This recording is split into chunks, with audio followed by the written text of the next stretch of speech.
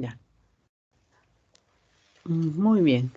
Entonces, nuestra clase de hoy día es sobre parasitosis, ¿no? Vamos a ver que eh, en pediatría existen ciertos parásitos que afectan más a los niños, ¿no? Que a los adultos.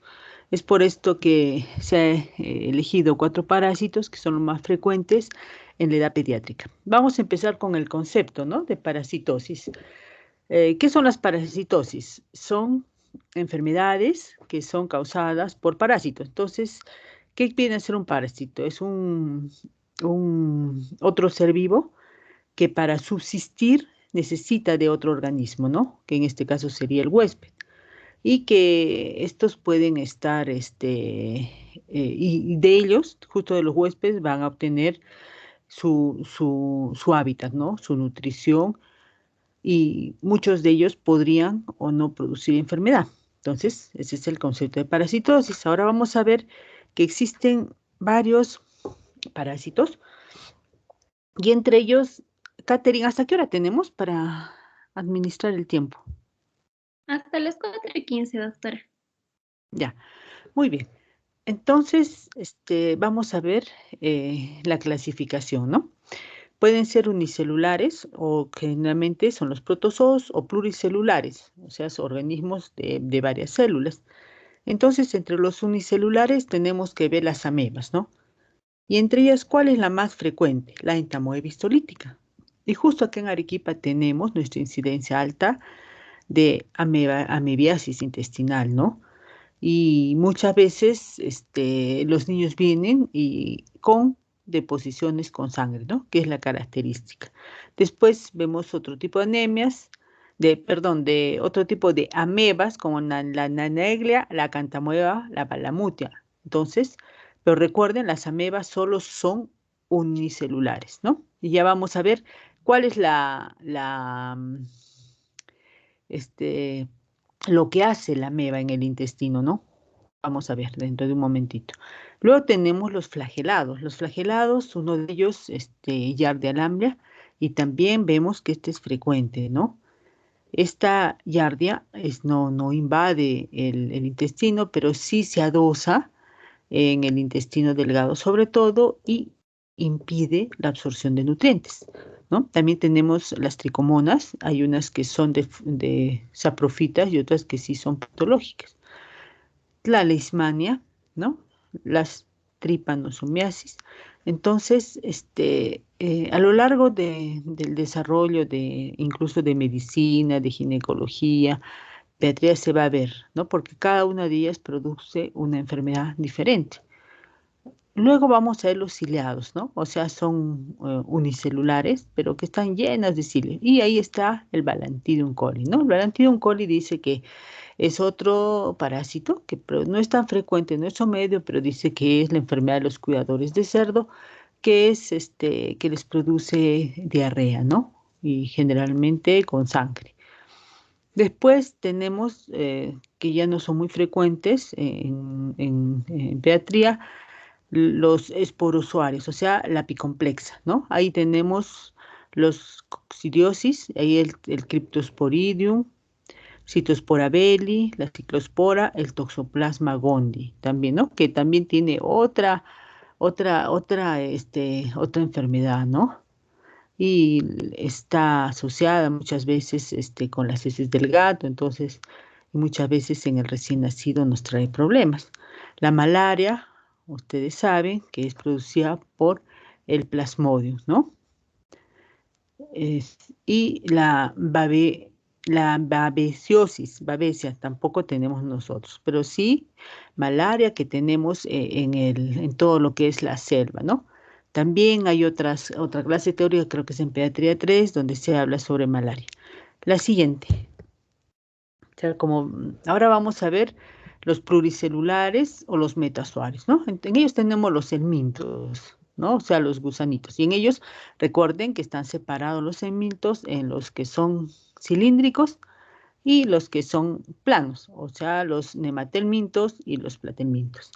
Entre los nematelmintos, el Ascaris lumbricoides a la cabeza, ¿no es cierto? Este es uno de los que es frecuente y que es exactamente igual que una lombriz de tierra, pero de color crema o color medio rosado, ¿no?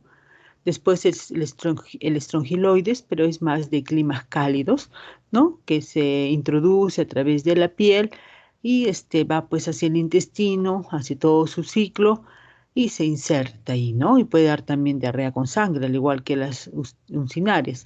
Y el enterobius vermicularis, que al revés que el Ascaris lumbricoides, el enterobius vermicularis es un parásito pequeño, ¿no? Y es bien frecuente en la edad pediátrica, ¿no? Y no es, bueno, generalmente no provoca una patología severa, salvo en raros casos, como también lo vamos a desarrollar, que es más frecuente, el enterobius vermicularis, ¿no? Y que es el que es, a muchas veces le da prurito en la naricita, los niños andan irritables y es por este parásito. Y en cuanto a los platelmintos, ¿no? Tenemos los céstodos, ¿no? Que son las tenias, ¿no? Las tenias solium, la Hymenalepis, el Diphyllobothrium que está en los pescados y el Echinococcus, ¿no? Que es el que produce el quistidatídico, ¿no? Y que se encuentra en el perro. Y también tenemos los tremátodos, que son en forma de hojas, ¿no? Antes había los berros, la gente ingería los berros y crecía, ¿no? En esta planta y a veces se consumía así los berros como especie de ensalada, ¿no? Y había la fasciola, y era exactamente como una especie de una hoja y que se iba hacia el intestino y muchas veces rompía, ¿no? Pero ya no vemos, no sé si por los insecticidas, no tenemos, ya hace tiempo que no, por lo menos en pediatría no hemos visto un caso de fasciolasis hepática. El Paragonimus también y el esquistosoma, ¿no? También, miren, como parásitos tenemos a los artrópodos, tanto a los arácnidos y a tanto insecto que tenemos, ¿no? Sobre todo los mosquitos, que son vectores que transmiten entre ellos, ¿no? Le transmiten a la malaria, al chikungunya, ¿no? A la fiebre amarilla, entonces en todo eso se transmite. La siguiente, entonces ya hemos visto la clasificación, hemos visto el concepto. Ahora es importante que nosotros sepamos, como siempre les digo, por qué tenemos que saber estas patologías, porque son las más frecuentes, ¿no? Entonces ustedes cuando vean un ascaris, ¿no? Se van a decir es una ascaridiasis y vamos a saber, ¿no? De qué se trata, qué tenemos que hacer o qué complicaciones podría producirnos, ¿no? Yo les voy a contar hace más o menos unos años, como será pues unos 4 años, un niñito, mm, la madre lo trae, ¿no? Por emergencia. Yo estaba en emergencia y lo que la madre decía era que este bebé estaba a su cuidado y luego vino el padre y se lo llevó. ¿Dónde se lo llevó? A Madre de Dios, ¿no? Y después de más o menos de un año, la llama la mamá y le dice que el niño estaba mal, que venga y se lo lleve, que lo haga ver, ¿no? O sea, mientras el niñito estaba bien, el poder estaba bien. Cuando se empezó a poner mal, la madre viaja y lo trae, ¿no? ¿Y cuál era el antecedente de esta guaguita? Que tenía más o menos 3 añitos, ¿no? La señora dice, lo he traído porque dicen que no quiere comer nada, no ha crecido, está chiquito, su peso, su talla han aumentado, el pequeñito se niega a comer y al examinarlo se veía, ¿no? Un chiquito indiferente, apático, y lo que llamaba la atención era la distensión de su abdomen, de su barriguita. Entonces, como el niño no quería comer nada, se le hospitalizó y se le pidió pues exámenes de laboratorio.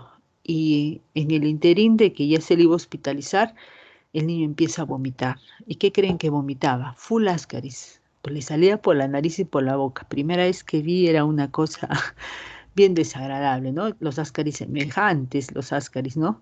Color rosados, blanquecinos. Y al hacerle pues la ecografía, el niño estaba repleto de ascaris, repleto, ¿no? Y miren, el chiquito tenía 3 añitos, era una cosita chiquitita. Y cuando lo hospitalizamos, seguía vomitando y después hacía también deposiciones con los ascaris y las mamás pues asustadísimas, ¿no? Las otras mamitas decían, doctora, el niño nos va a contagiar, ya vamos a ver por qué nos va a contagiar en ese momento, ¿no?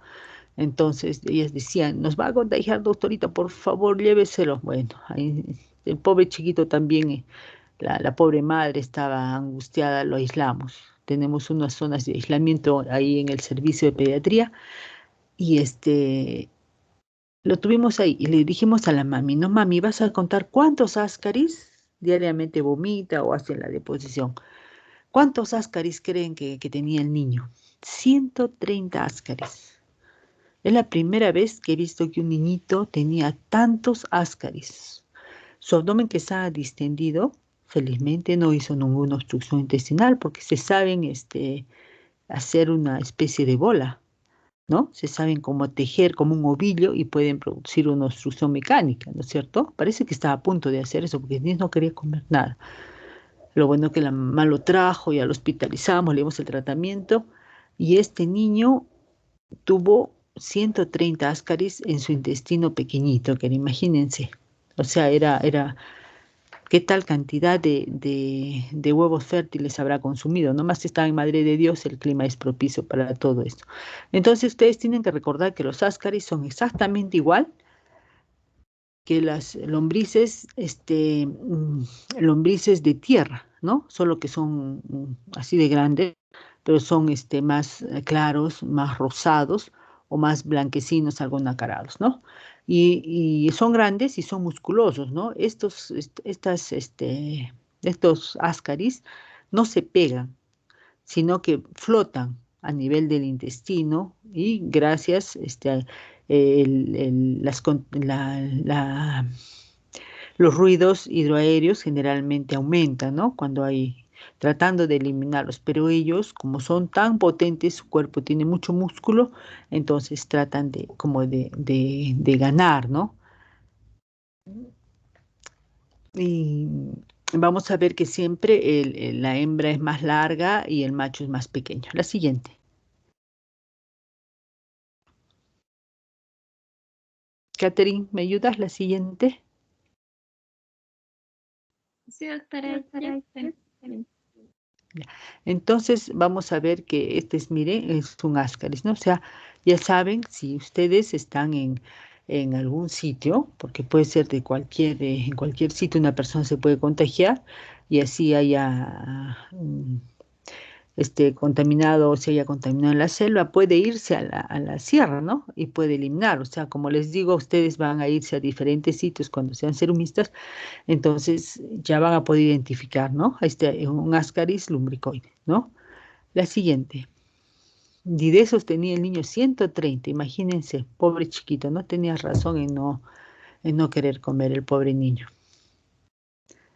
Ya, entonces vamos a ver qué tipo de huevos se elimina para que recuerden, ¿no? La hembra más o menos tiene 200.000 huevos, pero son no embrionarios, o sea, no son contagiantes, no son infectantes.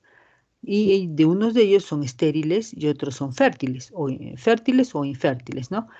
El huevo fértil, tiene que madurar hasta hacerse una larva, ¿no? En cambio, el huevo que no es fértil o no fecundado, no va a poder volverse ya fértil, no va a poder hacerse una larva, ¿no? Para hacer un estadio infectante. Entonces, cuando ustedes miren en el microscopio, van a ver, no sé si cuando han hecho microbiología han visto, los huevos son así como amamelonados, en corcholatas que le llaman, ¿no? La siguiente, creo que aquí hay la siguiente.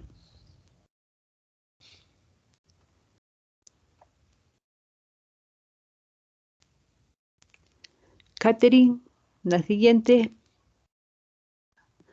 ahí Sí, están, ¿ve? doctora. Ah, sí, ahí está, mire, es un huevo fértil, ¿no? Dice y al ladito, miren, está la larva, ¿no? La siguiente.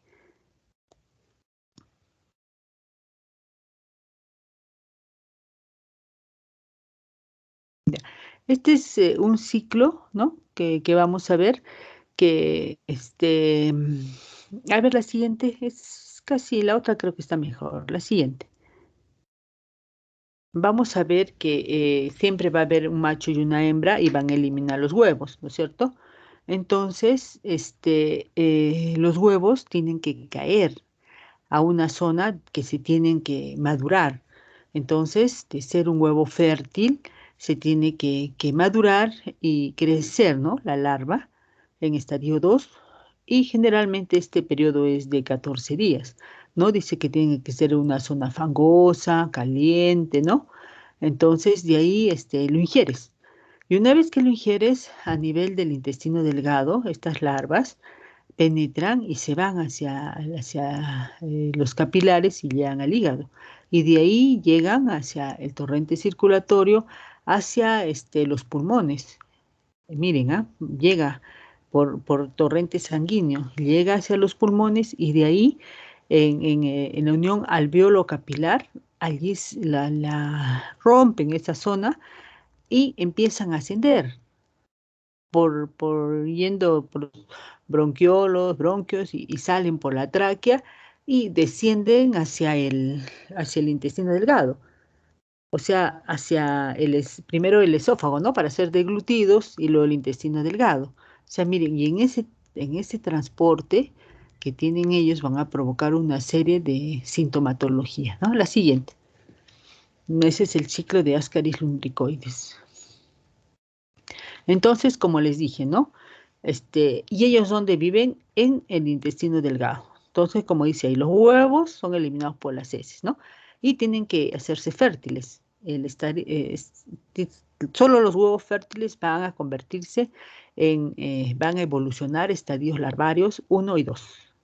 ¿Cuál es el estadio infectante? La larva tipo 2, que esa es la que tiene que ingresar al intestino, ¿no? Entonces, una vez que ingresa el huevo, que está con la larva ya en estadio 2, las larvas eclosionan en el intestino delgado, en el yeyuno.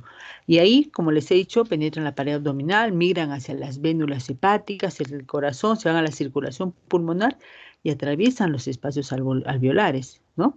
Y ahí todavía se mudan, ¿no? Y ascienden, y miren, por la tráquea hacia la laringe, faringe y son deglutidos. O sea, a pesar de que vemos que es inofensivo, pero miren todo lo que ingresó o sea, cualquier persona que elimine un ascaris se ha dado toda esa vuelta. O sea, no hay forma de que se haya madurado en el intestino. Tiene que haber hecho todo ese ciclo, ¿no? La siguiente. Y en ese tiempo que hace el parásito, vamos a ver los signos y síntomas que podemos encontrar, ¿no? Entonces ya hemos dicho que el estadio de transmisión es en estadio L2. Recuerden, cuando las mamás gritaban y decían, doctorita, nos va a contagiar, no las va a contagiar, pues no, porque los huevos tendrían que caer, madurarse más o menos 15 días y recién, ¿no? Aparte en el hospital no va a haber fango ni nada de eso, ¿no? Entonces, a pesar que les explicamos a la mamá, no se entendía, pero ya, ahí les damos al niño, ¿no? Y puede estar estos huevos embrionados en agua, en alimentos contaminados, o hay niños que se comen la tierra o en los fomites, ¿no? La siguiente. Luego vamos a ver, ya, el cuadro clínico. Entonces, recordemos que tenía una migración pulmonar, ¿no es cierto? Y puede ser que haya alguna, depende de la cantidad de larvas que estén atravesando, ¿no? Y va a haber, de acuerdo a eso, va a haber la intensidad de la infección o también la cantidad de alergenos, ¿no? Porque hay varias larvas, pueden provocar, ¿no? Entonces, cuando están atravesando las capilares, las paredes alveolares, se están rompiéndolas. Entonces, puede haber, y en algún momento podría haber hemorragia, como un esputo sanguinolento, ¿no? Y o muchas veces puede parecer totalmente sin ningún signo, ¿no? Y muchas veces puede parecer también como que hubiera broncoespasmo, consolidación pulmonar, entonces podría haber tos, ¿no? Como sibilantes y después se pasa, ¿no? Es el famoso síndrome de Loeffler. La siguiente. O sea, eso puede aparecer y un niño puede venir antes como una especie de proceso respiratorio. A nivel intestinal, recuerden, o sea, llegó ya, pasó por la tráquea, se fue al esófago y se fue a nivel intestinal. Y en el intestino delgado los parásitos, recuerden, no se fijan, ¿no? Dependen de su musculatura para evitar ser arrastrados por los movimientos peristálticos del intestino. La siguiente.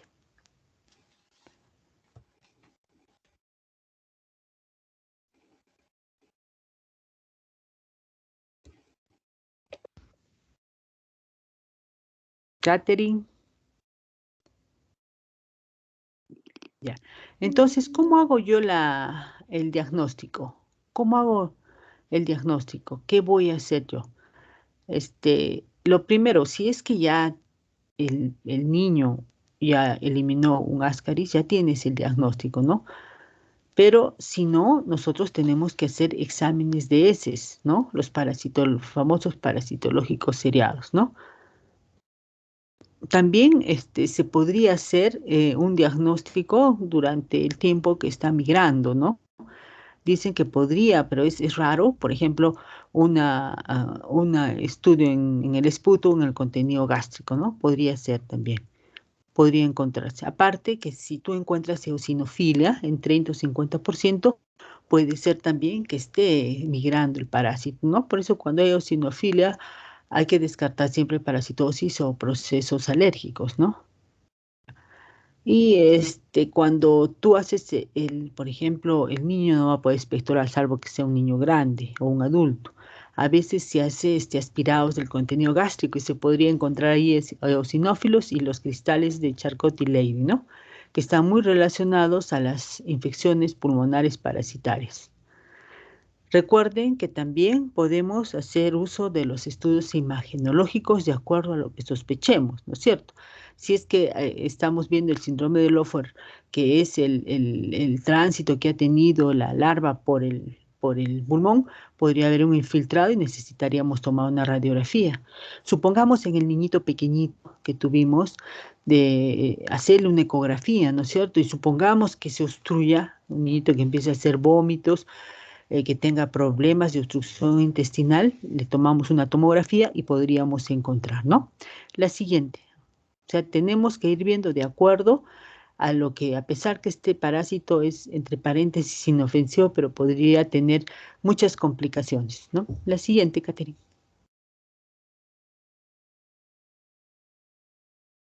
Ya, estos son los cristales. ¿Qué, Caterina? Dime. Mi red está súper lenta. Le he pedido a una compañera que me ayude para compartir la pantalla para que no se demore tanto en pasar de diapositiva en diapositiva. Ya me avisas que Sheila. Ya. Sí. Entonces, los cristales de Charcot y Leydig, justo estábamos en ese, ¿no? La siguiente, Sheila. Ya. Entonces, miren, ahí están los cristales de Charcot y Leydig, ¿no? Son encontrados, como dice, en el esputo o en los aspirados gástricos de los niños, y estos corresponden a infecciones pulmonares parasitarias que han provocado sinofilia. ¿Y qué es estos cristales? Son la lisofosfolipasa, o sea, es una enzima que se deriva de los eosinófilos, ¿no? Dice que se podría encontrar estos cristales. Si encontramos esto, podríamos sospechar. La siguiente. Miren, esta es una radiografía, ¿no? Que está más o menos, que demuestra una pequeña consolidación, ¿no? La siguiente. Y acá, si nosotros tomamos una radiografía abdominal, ¿no? Podríamos ver ahí, miren, están como alargaditos, ¿no? Los ascaris, ¿no? Y en el lado derecho otra radiografía, pero con contraste y también, ¿no? Se ven ahí las formas de los parásitos, ¿no? La siguiente, cuando tienen bastantes gusanitos, ¿no? Y también dice si le podemos tomar una tomografía, ¿no? Y también se ven a lo largo y en corte transversal los ascaris. La siguiente. O sea, a pesar de que es Es un parásito que no se adhiere, pero el hecho de invadir y crear el síndrome de Lofer, imagínense, provoca una gran eosinofilia y no solamente eso, puede dar otro tipo de complicaciones, ¿no? Aparte de su pase en la migración de las larvas, ¿no? Puede haber obstrucción intestinal, lo que probablemente nuestros niños, que vino de Madre de Dios, empezaba a hacer, ¿no? Probablemente, porque el niño ya no quería comer, bajó de peso, a las justas recibía agua, o sea, un poquito más y había una obstrucción intestinal completa, ¿no? También puede ser un inicio de vólvulo se vuelve como una bola ahí adentro, ¿no? Y se tuerce. También intususcepción, puede haber que se entre una asa intestinal dentro de la otra, ¿no? Hace poco mostré un niño de intususcepción, pero no fue por ascaris, sino fue por diarrea que el niño tuvo. También podría haber colangitis, porque se pueden introducir, ¿no? A los conductos pancreáticos, dar también una pancreatitis. También ellos pueden invadir el parénquima hepático y hacer un absceso hepático. También pueden ser gran cantidad de ascaris, pueden haber una perforación intestinal, ¿no? Cuando hay una gran cantidad, puede producir por la presión, ¿no? Puede producir necrosis y produce todo un cuadro de peritonitis, ¿no? Y muchas veces, si es que es eso, podría dar un cuadro peritoneal y imagínense con algo tan grave que es una peritonitis, ¿no? La infección del peritoneo. Y lo que también debemos sospechar, ¿no? Como les dije en este niñito que no subía de peso, no crecía, ¿no? Está en déficit el desarrollo del crecimiento del niño. La siguiente. Ahí está una pieza anatómica como especie de un ovillo, ¿no? La siguiente. Y el tratamiento. ¿Qué le vamos a dar? Miren, esto generalmente se les da dosis única, ¿no? Depende de la medicación. Con el albendazol, el famoso Centel, se les da 400 miligramos, una dosis, ¿no? El mebendazol se le da de 100 miligramos, vienen las tabletitas, cada 12 horas por 3 días. O también la ivermectina, ¿no? La ivermectina es para los parásitos, ¿no? Pero vieron que en el coronavirus producía como, este, que podía ayudar, ¿no? El proceso antiinflamatorio, todo eso, pero al final se ha dado cuenta que tampoco sirve, ¿no? Ya se ha retirado ningún protocolo, ya lo están, pero lo colocan, lo sacan, pero en realidad la ivermectina surgió para los parásitos, ¿no? Y la nitazoxanida, que se da en los niños menores 100 miligramos, en los niños mayores 200 y cada 12 horas por 3 días. Recuerden que si hay una obstrucción intestinal, vólvulo, intususcepción, muchas veces los niños van a terminar en una intervención quirúrgica, ¿no? También muchas veces pueden ingresar, ¿no? Al conducto pancreático, al árbol biliar, entonces tienen que hacer una endoscopía como una colangiopancreatografía retrógrada, ¿no? Para extraer los ascaris, o sea, pueden introducirse a otros sitios. La siguiente, a ver qué nos toca ahora. Ah, enterobius vermicularis, ¿no? Ese es el famoso xiuro, ¿no? Que es bien frecuente, muchas veces la mamá viene trayendo en un pedacito de papel higiénico los gusanitos, ¿no? Son tan pequeñitos como especie de unas comitas, ¿no? Blanquecinas con un extremo así puntiagudo, afilado, ¿no? Y generalmente no es uno, sino son muchos que hay ya vamos a ver dónde se reproduce, ¿no? La siguiente, el famoso oxiuro. Es al revés que el ascaris, es un nematode pequeñito, ¿no? Entonces, y siempre la mamá dice, doctorita, ¿no será el perro que le ha contagiado, el gato? No, como dice ahí, el único hospedero es el hombre, ¿no? Y la distribución es a nivel mundial y en todos los niveles socioeconómicos, ¿no? Pero es más en donde hay menos situaciones de hacinamiento, falta de higiene, ¿no? Siempre ahí es mayor.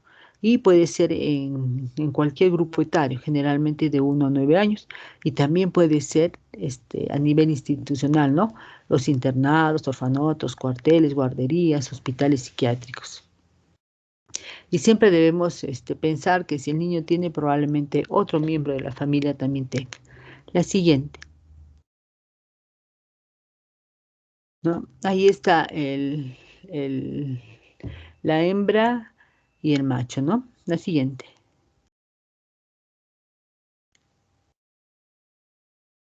Siempre el macho es más pequeñito. Y ahí, ¿no? El huevo es clásico. Muchas veces, incluso en algunos centros de salud, cuando están alejados, ustedes no hay microscopio, podrían poner un poquito y podrían ver, ¿no? Y esos son los huevos, ¿no? Que son al revés de los de Ascaris, ellos sí se pueden madurar en pocas horas, en 4 a 6 horas, y justo en los rebordes de los pliegues anales, ¿no? También. La siguiente. Entonces aquí vamos a ver, ¿no? Su ciclo biológico. eh, mm, la hembra y el macho entonces van a eliminar los huevos, pero estos tienen que, se embrionan, o sea, se maduran y luego ingresan, ¿no? Y van hacia el intestino, la parte final del intestino delgado y parte del intestino grueso. La siguiente, ahí es donde habitan el ciclo biológico. Vamos a ver. Es el huevo embrionario, ¿no? Mm, Ustedes saben, siempre contaminación fecal oral, ¿no? Puede ser por muchas fomites, juguetes, ropa, manos. Los niños, ustedes saben que cuando están en el colegio todos se comparten, todo se presta. De repente alguien va al baño, tiene usuros o se rasca la región perianal, saca en su manito y le da la mano al otro, o le invita la mitad del pancito, la mitad del chupete, ya, y si en la manito y se va a la boca, ya el niño se contaminó, ¿no? Y generalmente los niños, como este parásito tiene, como tiene especie de, como una espinita termina, ¿no? Entonces ahí y les pica a los niñitos, ¿no? Entonces generalmente hay rascado en esa zona. Y es como se transmite, incluso con su misma manito ellos pueden comer y se reinfectan. Ya. ¿Dónde viven los parásitos adultos? Como les dije, en el hilo terminal, en el ciego, en el apéndice y en el inicio del colon ascendente, o sea, parte del intestino delgado, la parte final y parte inicial del intestino grueso. La siguiente. Entonces, el cuadro clínico, ¿no? Como ustedes han visto, ¿qué va a reportar la mamá? La mamá generalmente les va a decir, doctorcito, doctorita, mi niñito se rasca mucho el anito, ¿no? O también la región vulvar, porque los pueden avanzar hacia la región vulvar de la niña, ¿no? También si se llevan a la manito a la nariz, también les puede dar. Y los niños, pues, frente a estos escozores tan irritables, el bruxismo, el rechineo de dientes, pero eso no es patognomónico de esta patología, porque yo recuerdo mucho un papá que vino y me decía, doctorita, mi hijito debe tener parásitos, hágale usted un examen parasitológico. Y le digo, ¿y usted también rechina? Sí, mi papá también. El bruxismo es el rechineo de dientes, pero más se atribuye a la ansiedad, ¿no? Que cuando duermen, no necesariamente a que tengan parásitos. O sea, no crean que el bruxismo es porque tienes parásito. No, muchas personas rechinan los dientes y jamás han tenido ningún parásito. Y lo que van a decir que el niño está irritable y que no quiere dormir. Y si ustedes examinan, va a haber escoriaciones, ¿no? Del rascado en el periné, en la vulva, incluso pueden encontrar granulomas, ¿no? Se dice que las hembras migran, ¿no? Hacia los genitales, y pueden ahí poner los huevos y maduran y se pueden eclosionar y pueden ir, incluso miren, hasta los órganos femeninos, pueden atravesar estos y hacer una vulvovaginitis, alpingitis, pasar al peritoneo, ¿no? Todo eso es raro, pero se ha podido obtener incluso en el hígado, en el pulmón, pero es sumamente raro esto, ¿no? Pero se puede encontrar. Pero algo sí que han podido encontrar muchas veces es en el apéndice, ¿no? Muchas veces. Y no saben si realmente es una infección por este parásito o era por otra etiología, no saben. Pero podría haber, porque a veces han encontrado ahí como está en la parte del ciego, el apéndice, ellos también por ahí están viviendo. La siguiente.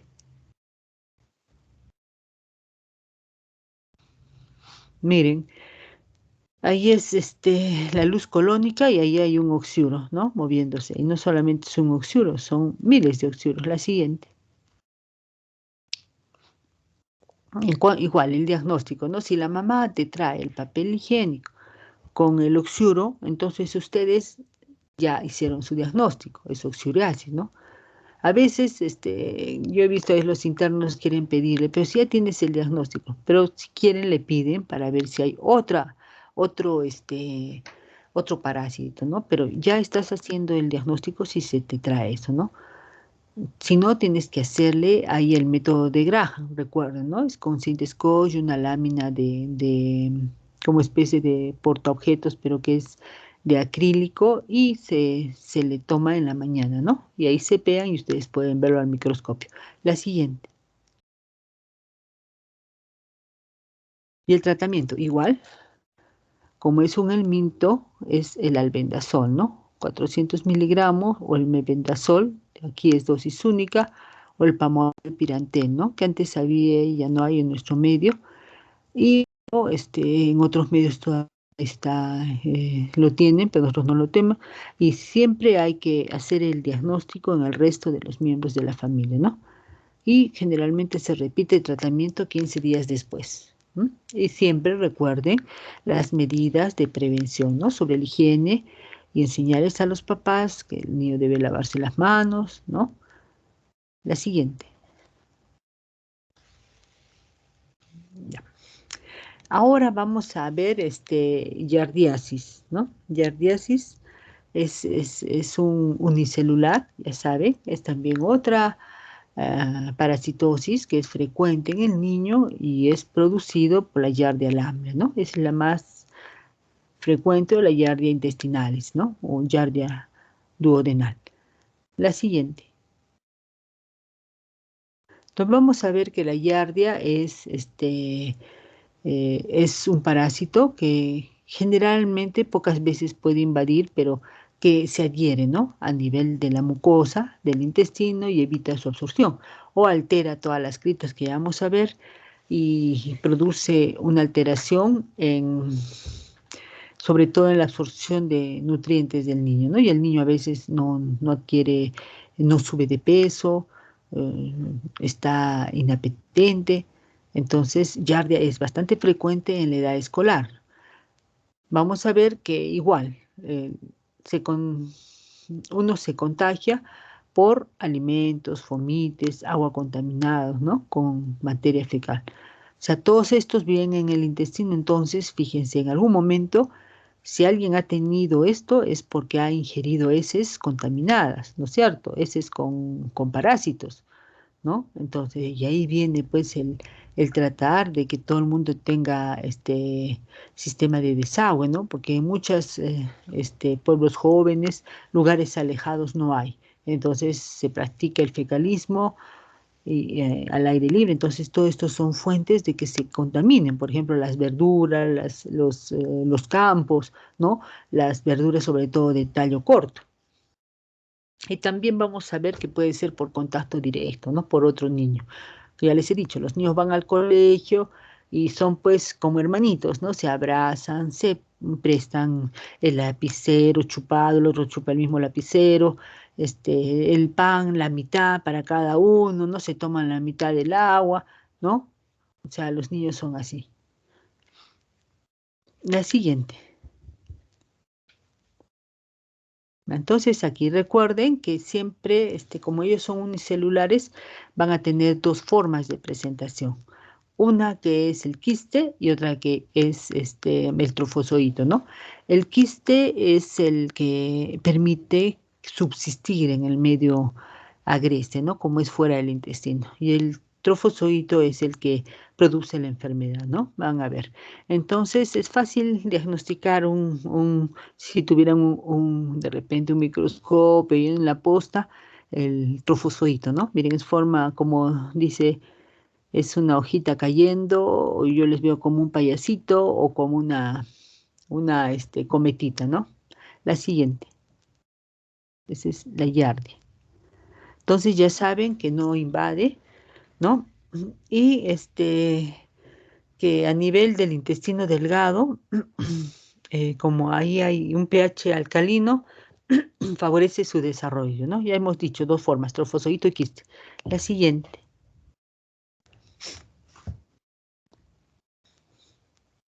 Ya. Entonces son bien pequeñitas, ¿no? De 10 a 12 micras. Ya hemos visto que son piriformes, los trofozoitos y los quistes son ovales. La siguiente. ¿Ya? Y este es el ciclo, ¿no? Igual, ¿no? Vive en el intestino delgado, cuando sale al exterior tiene que enquistarse, o sea, formar una especie de película para que pueda subsistir a todo el medio externo y este quiste puede contaminar, mire, las frutas, las aguas de regadío, ¿no? Y con eso riegan el perejil, las fresas, imagínense. Si no las lavan bien, están ingiriendo eso, ¿no? Y al ingresar, van hacia el intestino delgado y el quis se desenquista y sale el trofozoito, ¿no? Y el trofozoito se divide en dos y esto a su vez en dos, ¿no? Y cuando sale nuevamente se va a convertir en quiste. O sea, se eliminan quistes y trofozoitos. La siguiente.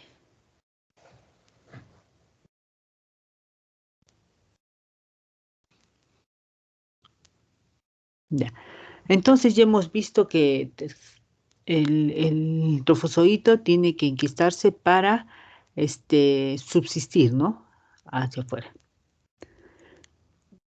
Mm, pero una vez que se ingieren van a ser expuestos, ¿no? Al ácido gástrico y eso induce la activación del quiste, ¿no? Y luego hay un pH alcalino y con los enzimas del intestino hace que la célula se desenquiste y se divida en dos, ¿no? Y de ahí se divide en dos más y quedan cuatro trofozoitos de cada uno. Y como he dicho, el enquistamiento se inicia otra vez en la parte inferior del intestino para ser eliminado. Pueden eliminarse quistes y trofozoitos. La siguiente, lo que dijimos en el ciclo biológico, en el dibujito. Entonces, en la patogenia, ¿no? ¿Qué va a hacer la giardiasis intestinal?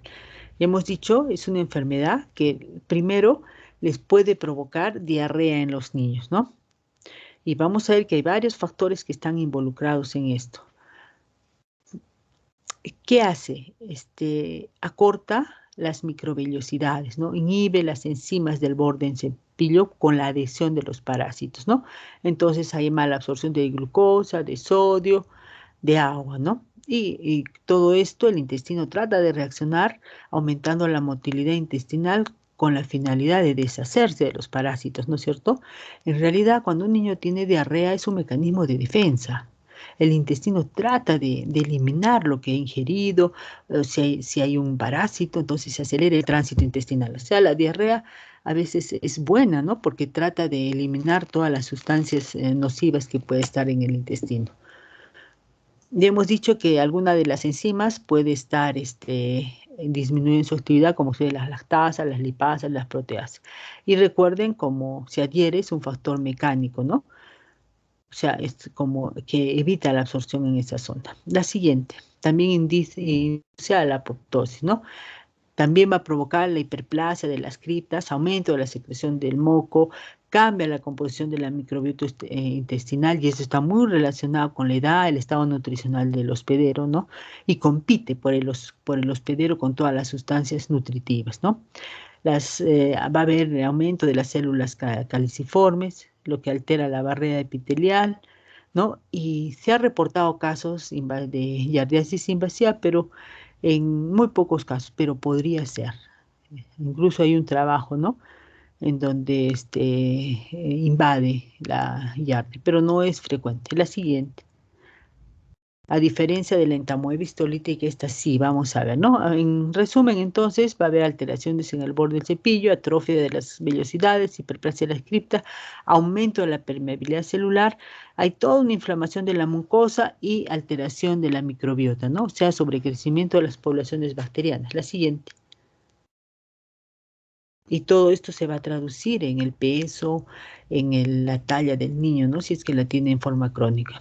Ya vamos a ver que el periodo de incubación entonces es de 1 a 2 semanas y van a haber varias formas de presentación, ¿no? Puede ser un niño que, por ejemplo, es totalmente asintomático, porque hay niños así, que de repente tú le tomas la muestra de heces y sale, y él tiene algo, el señor no, nunca tuvo nada. ¿Le dolía la barriguita? No, pero hay otros sí, ¿no? Que tienen diarrea, que pueden tener mala absorción intestinal, ¿no?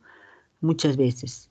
Entonces, pero lo que más van a encontrar ustedes, las manifestaciones, puede ser diarrea acuosa o puede ser pastosa con atorrea, como que flotan las heces, ¿no? Y también yardia es una causa de dolor abdominal, ¿no? Sobre todo postprandial. Los niños incluso se comporta así como especie de una gastritis, ¿no? Dolor a nivel del epigastrio, ¿no? Anorexia, el niño no va a querer comer, va a haber distensión abdominal, aumento de flatos, ¿no? Y raramente podría haber fiebre, ¿no? Y algún tipo de manifestación alérgica depende del niño, ¿no? La siguiente. Igual, ¿no? El diagnóstico, más bien acá, nosotros no vamos a hacer un diagnóstico macroscópico. Recuerden que solo lo vamos a poder ver por microscopio porque su tamaño es en micras, ¿no es cierto? Entonces, nosotros al hacer un estudio en la materia fecal, entonces al hacer un examen directo podemos encontrar tanto trofozoitos como quistes, ¿no? También podemos hacer, si no lo encontramos, una reacción en cadena de la polimerasa o también muchas veces los han encontrado al hacer endoscopías, ¿no? Pensando que era gastritis y ellos estaban ahí, ¿no? En el duodeno. La siguiente. ¿Qué tratamiento? El tratamiento para los unicelulares es diferente, ¿no? Para los pluricelulares que hemos visto, los helmintos, ¿no? Hemos visto albendazol, mebendazol.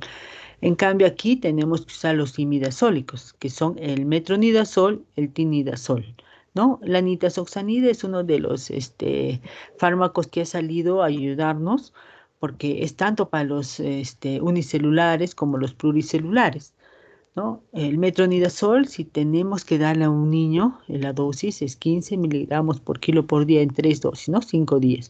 El tinidazol se le da 50 miligramos por kilo por día una vez, pero esto hay en otros medios, en nuestro medio había, pero era los niños, es totalmente amargo que los niños vomitaban y jamás lograban pasar. Lo retiraron del mercado. Y la nitosoxanida, ¿no? Igual para niños menores de 4 años, 100 miligramos cada 12 horas por 3 días y para los mayorcitos 200 miligramos. La siguiente. Ahora vamos a ver otro que es unicelular, que es protozoo, que es la ameba histolítica, ¿no? La ameba histolítica es bastante frecuente en nuestro medio, en Arequipa, ¿no? Y vamos a ver que es una de las responsables de la diarrea con sangre en los niños, ¿no? Y también en los adultos. La siguiente. Ya. Entonces vamos a ver igual, ¿no? Es un trofozoito y también para emerger es un quiste, ¿no? Puede haber en las dos formas, trofozoitos y quiste. La siguiente. Ya. Ahí está el trofozoito de la entamoeba histolítica, ¿no? Y miren, ahí están los eritrocitos, porque ellos son como especie tienen amebomas y tratan de ingerir, ¿no? Incluso el tejido el tejido endotelial. La siguiente. Ya. Entonces vamos a ver que los quistes infectantes son esféricos, ¿no? Y generalmente pueden prestar de 1 a 4 núcleos, ¿no? Y con las mismas características del trofozoito, ya vamos a ver, ¿ya? Recuerden, estos igual están en aguas contaminadas, alimentos contaminados, ¿no? Fomites, monedas, billetes, juguetes. A veces la mamá les da los celulares, le dan las llaves y el chiquito se chupa todo, ¿no? Porque el niño tiene todo a llevarse a la boca, las monedas. De repente dice, está con una diarrea intensa, pero ¿qué le dio, señora? Es que sacó de mi monedero las monedas y se las chupó.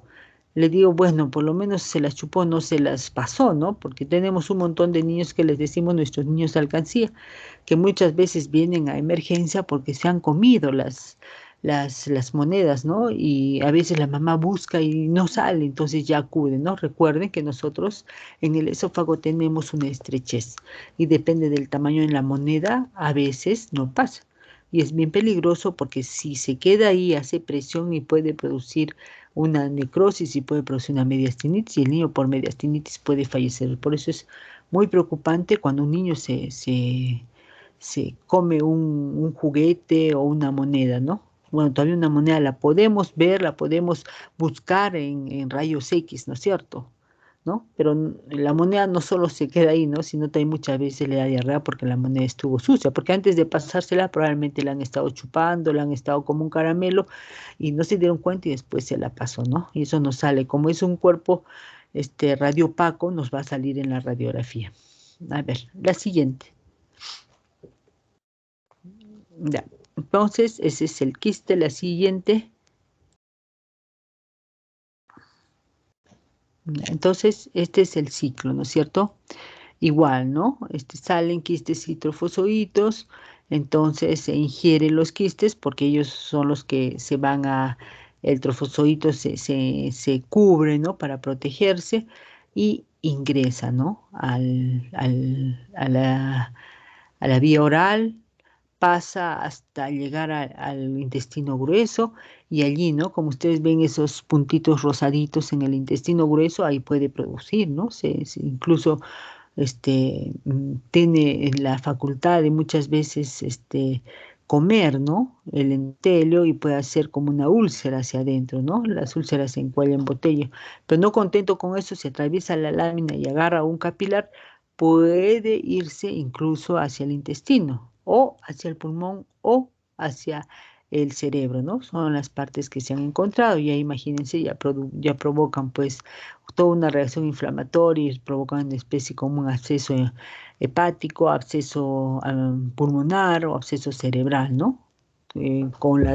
Encontrándose en su interior a las amebas. La siguiente.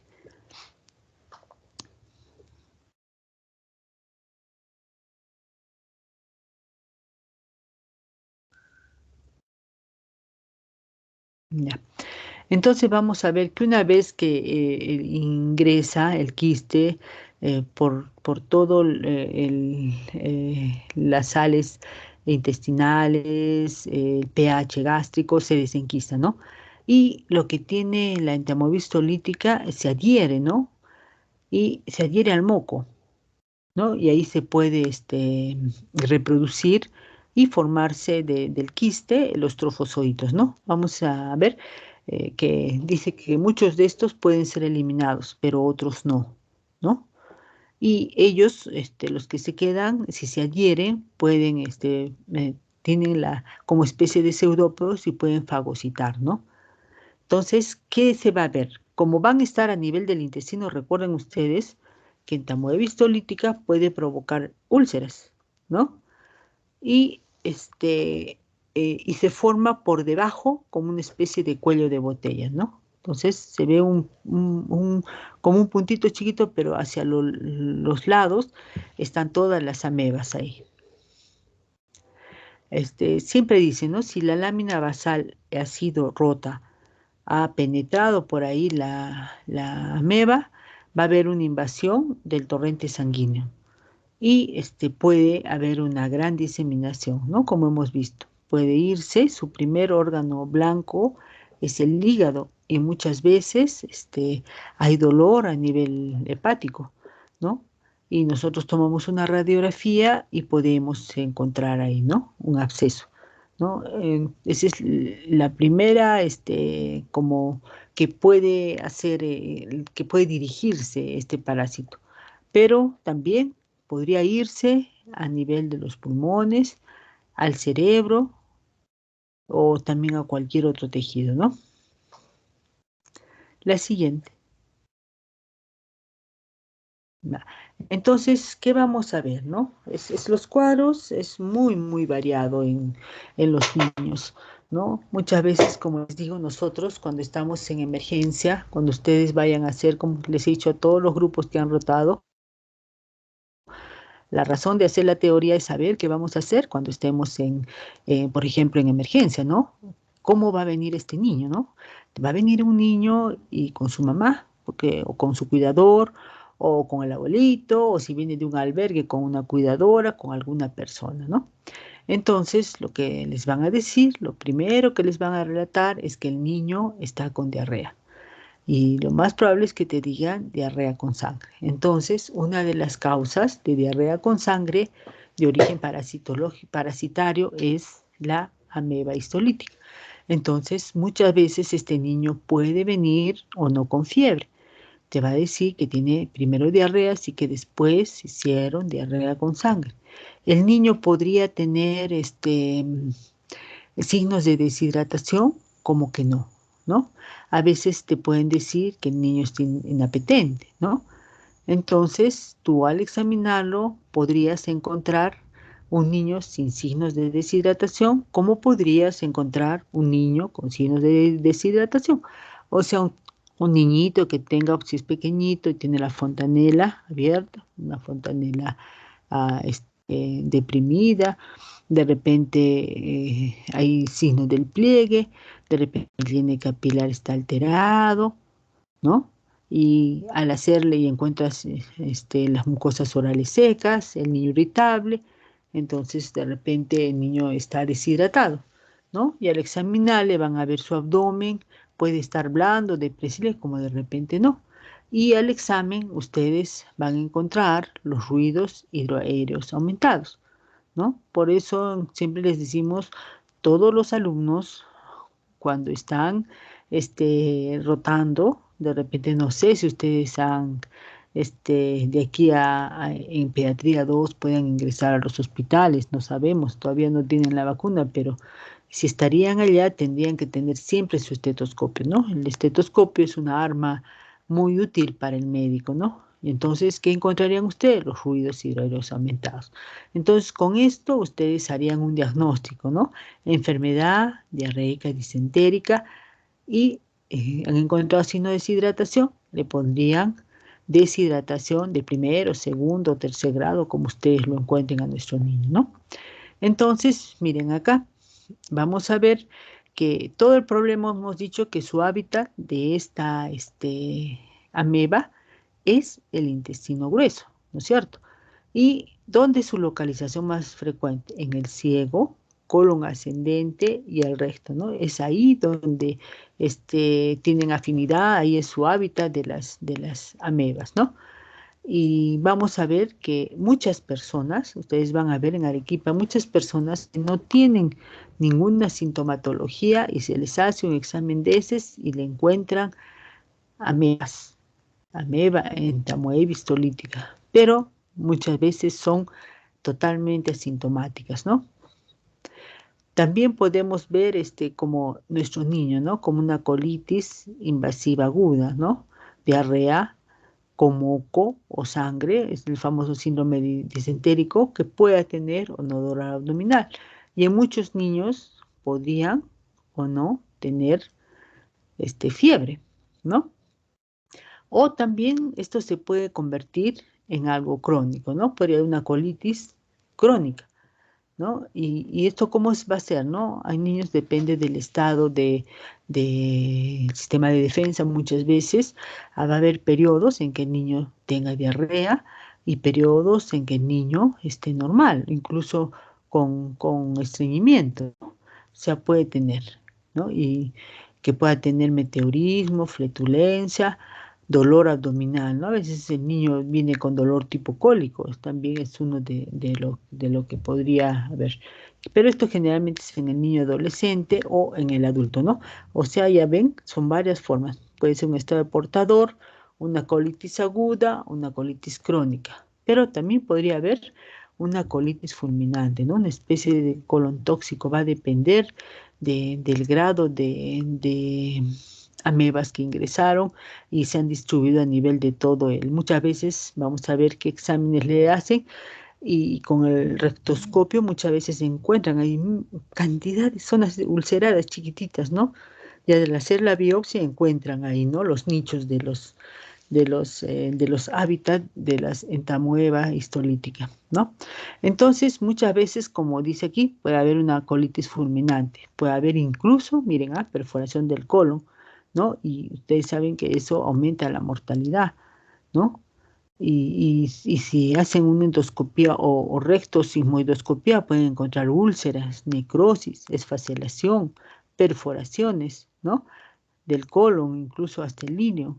Y esto, si es una colitis fulminante con esto, obvio que el niño va a presentar fiebre, va a presentar un niño que luce mal, va a presentar distensión abdominal, va a presentar, si ustedes le palpan el abdomen, tan pronto puede estar blando, depresible, como podría estar tenso, ¿no? Con signos de reacción muchas veces peritoneal, ¿no?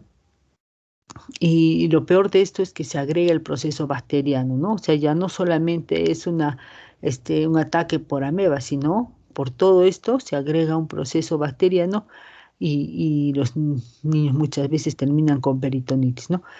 La otra que también puede haber son los famosos amebomas, ¿no? Dice que es de presentación rara, pero podría ser, dice que se forma como especie de una masa en la pared intestinal, ¿no? Llena de amebas, ¿no? Es una complicación y es como una especie pseudotumoral, granulomatosa, que se ve a nivel del colon ascendente generalmente, ¿no? Y si ustedes saben que si se presenta esto, podría incluso a tratarse de una obstrucción, ¿no? Intestinal o puede ser parcial, de acuerdo a cuán grande sea este ameboma. También dice que podría provocar una apendicitis. La siguiente.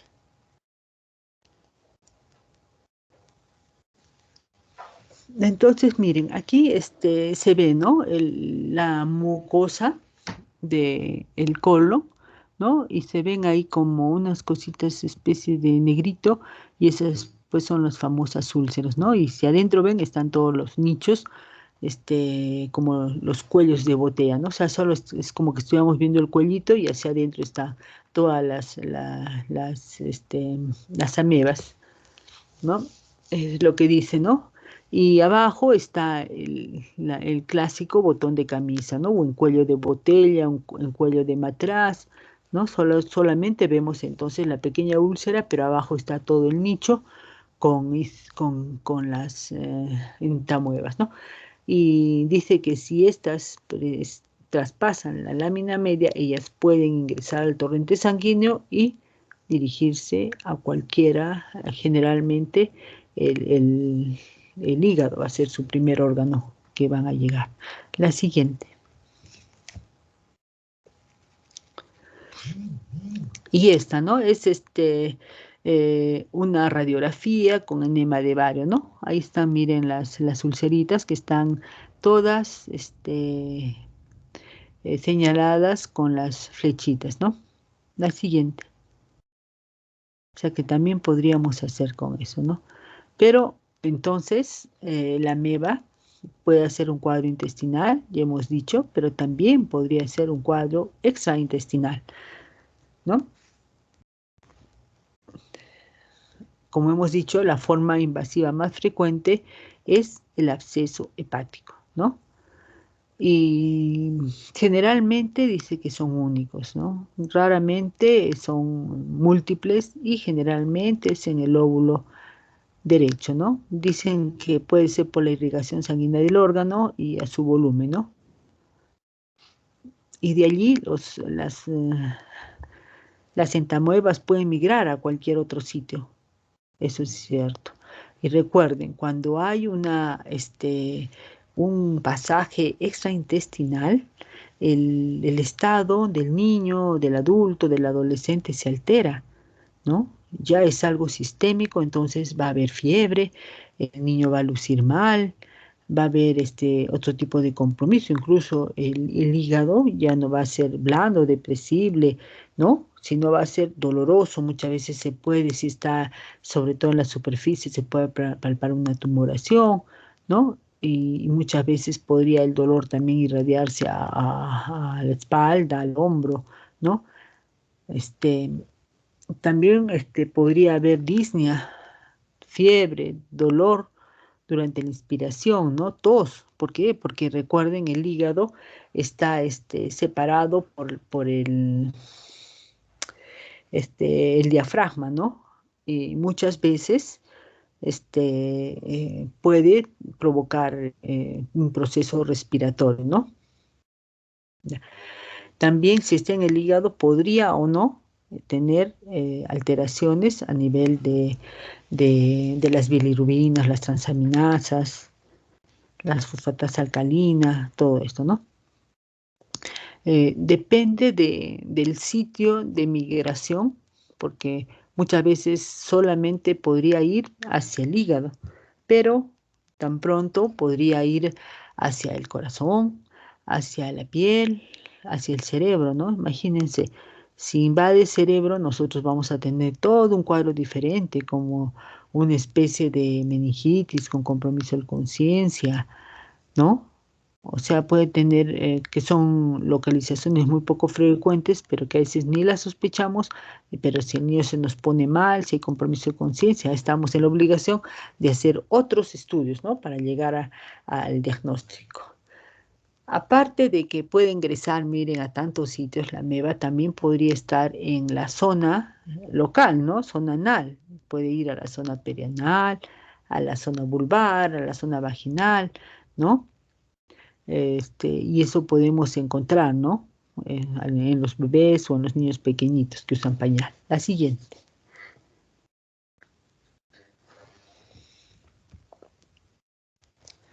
Ya, entonces, miren, aquí es una pieza anatómica, ¿no? Donde se ve ahí el hígado y con el absceso amebiano, ¿no? Y en el lado derecho es una ecografía, ¿no? Que ustedes ven que es de diferente color, ¿no? El absceso hepático amebiano. Y se hace un corte tomográfico, se puede ver, ¿no? O sea, muy delimitado se ve el absceso. La siguiente. O sea, cuando hay sospecha, ustedes ya tienen que usar otros métodos diagnósticos, ¿no? Como es radiografías, tomografías, resonancias, ¿no? Entonces, el diagnóstico, ¿cómo vamos a hacerlo? Si nuestro niño, en el caso de nuestro niño pequeño que vino con diarrea, con sangre, con malestar general, con fiebre, ¿no? Tenemos que hacer pruebas parasitológicas, ¿no? Podemos pedir un parasitológico seriado en heces o pedir pruebas inmunológicas, moleculares e imagenológicas. Va a depender de lo que estemos sospechando, ¿no? Recuerden siempre, el diagnóstico siempre tiene que tener una buena historia clínica, ¿no? Con todas sus manifestaciones, con todo su examen clínico, y tendríamos que pedir un examen de heces donde yo voy a ver que existen quistes o trofozoitos, ¿no? Recuerden que las muestras son en heces, ¿no? O también pueden ser en algún tipo de biopsia o raspado, ¿no? Este, el examen directo, muchas veces cuando solo tiene diarrea se hace el examen directo, ¿no? Con la misión de tratar de buscar los trofozoitos o los quistes, ¿no? En las heces de los niños. Muchas veces también se puede hacer técnicas de concentración, ¿no? Para identificar los quistes, y dicen que siempre debe estar una persona que tenga mucha experiencia, porque muchas veces existe otra entamoeba que se llama dispar, que se confunde mucho, ¿no? Con la ameba, y muchas veces dicen es entamoeba histolítica y lo que tiene es otro tipo de ameba dispar, que es saprofita. Ya, también podemos pedir pruebas inmunológicas, ¿no? Como el ELISA, contra inmunoelectroforesis, ¿no? Reacción en cadena de la polimerasa. También podemos pedir la detección de antígenos en materia fecal, coproantígenos, pero en nuestro medio no hay esto. Tendríamos que solicitar, y estos son sumamente caros, ¿no? Y recuerden que si un niño está con diarrea tenemos que pedir, incluso pedir ahí que estamos sospechando de amebas para que el laboratorista nos haga un buen estudio y también nosotros tenemos que colaborar con enviar la muestra inmediatamente, ¿no? A veces las mamás, cuando ustedes estén en emergencia, van a ver niñitos con diarrea y dicen, doctorcito, doctorita, le traje el pañal, pero el pañal ya está absorbido, no vamos a tener una buena muestra. ¿No es cierto? Nosotros para recolectar la muestra en los niños colocamos el pañal al revés. ¿Qué significa esto? El pañal tiene una parte absorbente adelante y una parte plástica atrás, entonces lo volteamos. Entonces, cuando hace la deposición, como está en la parte plástica, no se absorbe y nosotros podemos colocarlo en un frasquito recolector de muestra, ¿no? Eso es justo para que podamos hacer un buen estudio, ¿no? Porque no hay forma. De otra forma no vamos a poder recolectar una muestra, porque si es directo del pañal, muchas veces está todo absorbido y no vamos a poder sacar la muestra, ¿no? Si nosotros estamos sospechando que podría haber invadido, tendríamos que hacer estudios ya de imagenológicos, ¿no? Como rayos X, ya dijimos, tomografías, resonancias, ¿no? Que nos van a permitir ver la alteración y su proceso, ¿no? También podemos hacer los estudios, como les decía, ¿no? Rectosigmoidoscopía, así como la endoscopía gástrica, rectosigmoidoscopía. Entonces, allí el doctor o la doctora que esté haciendo la rectosigmoidoscopía puede ver en forma directa, ¿no? Si existen las úlceras con los nichos ecológicos o tomar biopsias para hacer un adecuado análisis microscópico, ¿no?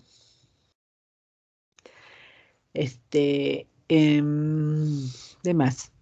También se puede pedir cultivo en heces fecales, ¿no? Para ver si hay otros gérmenes añadidos allí, ¿no? Y en caso del absceso, no se olviden, si sospechamos absceso, tendríamos que medir toda la transaminasas, bilirubinas, fosfatasa alcalina, todo lo que llamamos un hepatograma, ¿no? Eso tendríamos que hacer. La siguiente. ¿Y cuál es el tratamiento? ¿No? Nuevamente, en los asintomáticos le podemos dar el iodoquinol o la paramomicina, pero nosotros no tenemos esto. Entonces, les damos el metronidazol, ¿no? Y hemos dicho los imidazólicos. Recordemos que igual es el mismo tratamiento para la giardia, ¿no? Solamente la cantidad es lo que disminuye, ¿no? Le damos 15 miligramos en la giardia, pero a la meva tenemos que darle más, es de 35 a 50 miligramos por kilo por día, en 3 dosis, ¿no? Le calculamos y le damos tratamiento de 7 a 10 días. También dice el tinidazol, pero recuerden que el tinidazol no existe ya en nuestro país y no les gusta. El sabor es muy,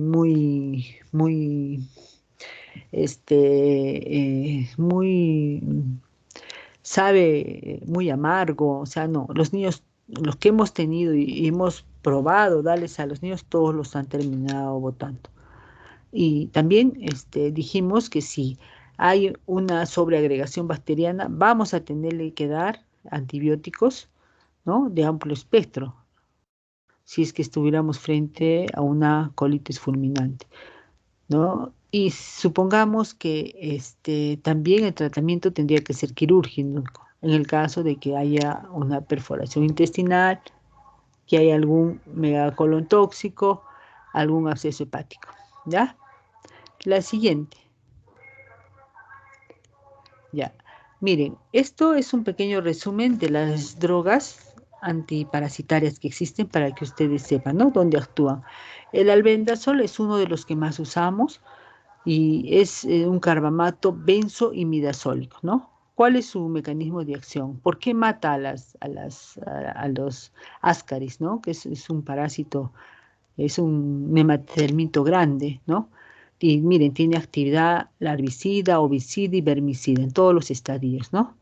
El efecto es antihelmíntico porque dice que inhibe la polimerización de la tubulina y esto pues está en el sistema muscular del nematelminto, entonces como que los paraliza y esto con con las contracciones del intestino, con el peristaltismo acelerado, los va a eliminar, ¿no? Entonces, solamente altera el metabolismo del minto, ¿no? Incluso también hace que disminuya la energía, inmoviliza y lo mata al minto, ¿no? Entonces vamos a ver que el albendazol viene en jarabe de 200 en 5. Siempre les he dicho que los jarabes en todo, para que ustedes sepan cuando sean internos, cuando sean serumistas, toda la medicación en pediatría viene en jarabes en 5 centímetros.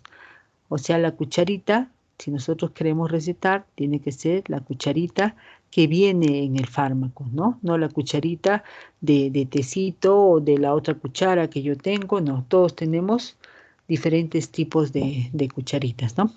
Y la tableta que nos viene de 400 miligramos, ¿no? Y las tabletas son masticables, ¿no? Eso es lo bueno, son como especie de caramelos. Cuando le das a un niño, luego dice es una especie de caramelo y se lo toma. La siguiente, ese es el albendazol. Ahora tenemos el otro que es la nitazoxanida, ¿no?